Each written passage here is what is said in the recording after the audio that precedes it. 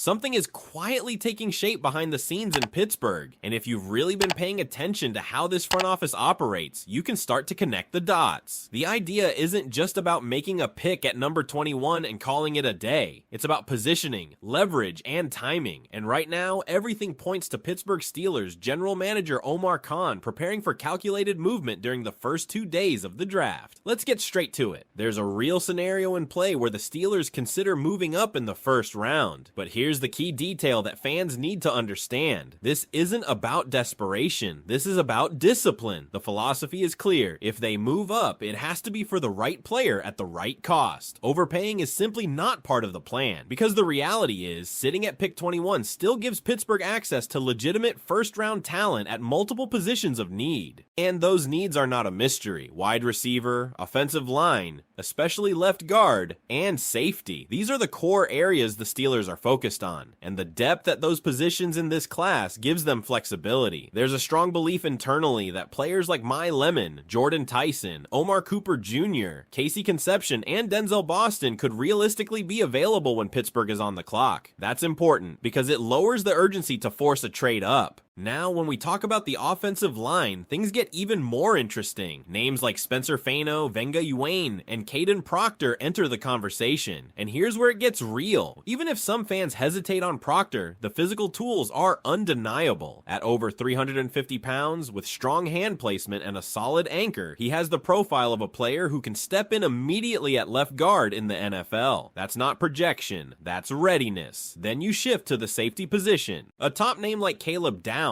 likely won't be there at 21, but the possibility of someone like Dylan or Emmanuel McNeil Warren being available changes things, especially Warren, a player the Steelers have shown clear interest in. If he's on the board, that becomes a very real decision point. But here's where the strategy becomes even more layered. The most likely scenario isn't actually a trade up in the first round. It's what happens after pick 21 that could define this draft for Pittsburgh. The expectation is that the Steelers stay put, take the best player available at a position of need, and then get aggressive. And when I say aggressive, I mean targeting a move either back into the late first round or jumping up early in the second round. There's a potential framework already laid out. For example, a deal with Seattle at pick 32. Pittsburgh could package pick 53, a third rounder, and a later pick to move back into the first round. And why does that matter? The 5th year option. If you land 2 first-round players, you gain long-term roster control, and that's something this front office values highly. Imagine this scenario. You take an offensive lineman at 21, then move back into the first round and grab a wide receiver like Denzel Boston if he's still there. Suddenly, you've addressed 2 major needs with premium assets and future flexibility. But even beyond that, the early second round might be where the real action happens. Teams like the Jets, Giants, Saints, and Falcons all present realistic trade opportunities, each one with a different cost,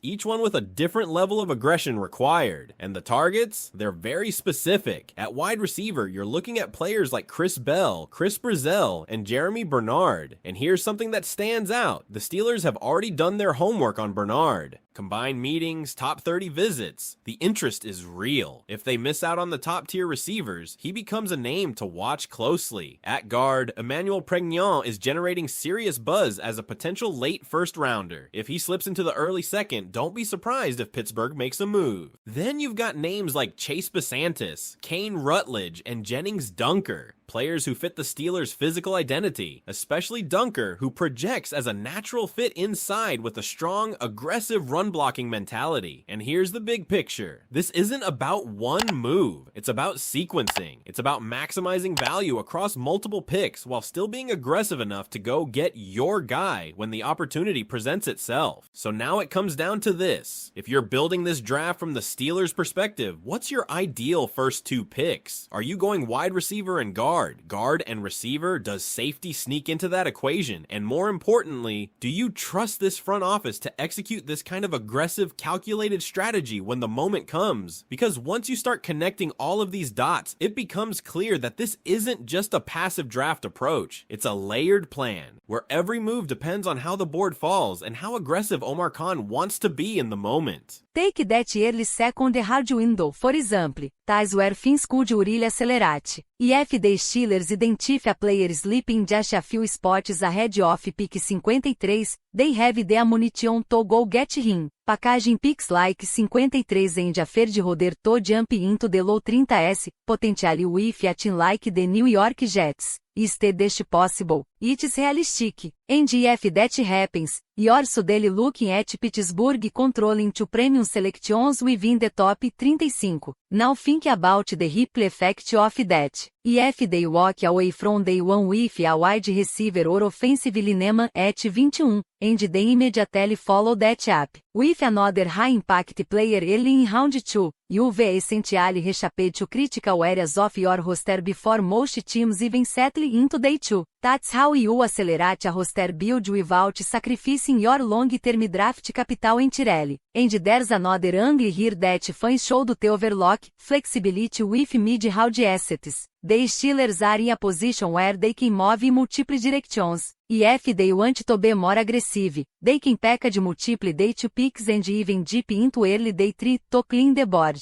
If they want to stay balanced, they can make smaller moves, like jumping from the 50s into the 40s. Something that could involve a fourth round pick instead of a third. A team like the Atlanta Falcons becomes very interesting in that context. With a front office that has openly talked about wanting to accumulate more picks, Pittsburgh could find a willing trade partner. Moving up to around pick 48 gives the Steelers a chance to land a player they view as top 40 talent, without completely emptying their draft stockpile. And in a draft where positional depth is strong at wide receiver and along the offensive line, being a few picks earlier can be the difference between getting your guy and settling for your backup play. And let's talk about identity for a second, because that matters here. The Steelers are not just drafting for talent, they are drafting for fit, physicality, toughness, versatility in the trenches. That's why names like Jennings Dunker stand out, even though he's coming out as a tackle. There's a strong belief his skill set translates better inside.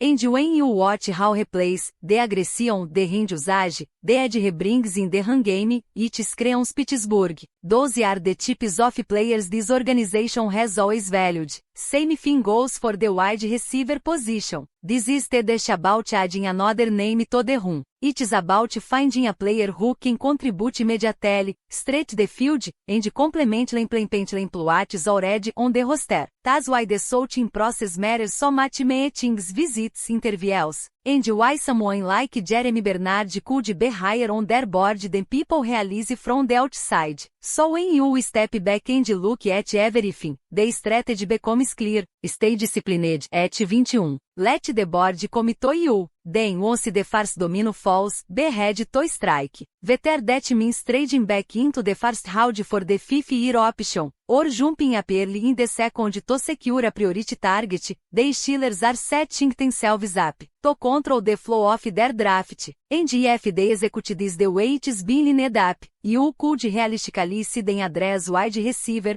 offensive line, and even safety all within their first 3 picks. That's not just filling needs, that's building a foundation. But it all comes down to timing, conviction, and how the board unfolds in real time. If the right player starts to slide, do you stay patient and trash your board, or do you pull the trigger and go get him before someone else does? And this is where things can take an even more intriguing turn, because once the Steelers make those first 2 moves, the rest of the draft starts to open up in a completely different way. If Pittsburgh successfully comes out of the first round and early second with, let's say, a wide receiver and a guard, now you're no longer drafting out of urgency, you're drafting from a position of control. That's a completely different mindset. Instead of chasing needs, you're now reacting to value. And historically, that's where the Pittsburgh Steelers have done some of their best work. Think about the safety position in that scenario. If they didn't address it early, the middle round suddenly became a sweet spot. A player like Emmanuel Warren, if he somehow slips further than expected, becomes a potential steal. And if not him, there will still be options, because this class has enough depth where Pittsburgh doesn't have to force anything. And that's really the theme of this entire approach, nothing forced, everything calculated. Now let's flip it for a second. What if the board doesn't fall the way they expect? What if there's an early run at wide receiver, or the top interior line goal kicker the anticipated? That's where having multiple trade scenarios already mapped out becomes critical. The Steelers aren't going into this reacting blind.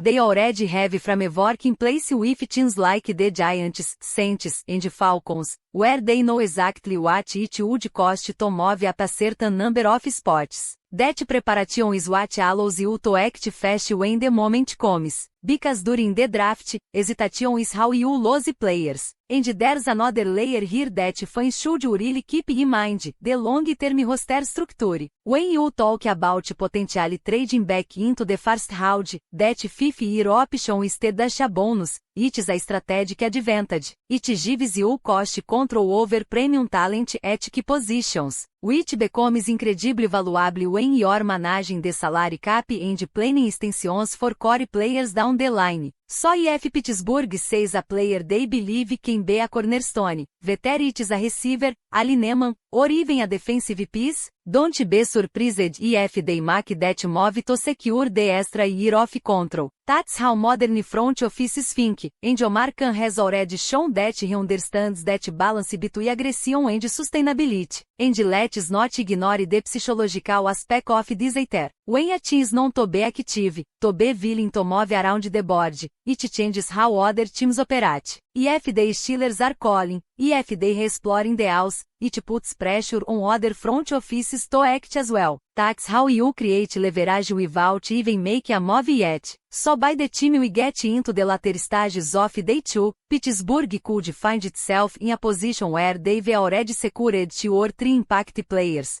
still have flexibility, and can now take calculated swings on upside. That's where you start thinking about developmental prospects, depth pieces, and players who might not be immediate starters but have the traits to become something more over time. And if all of this plays out the way it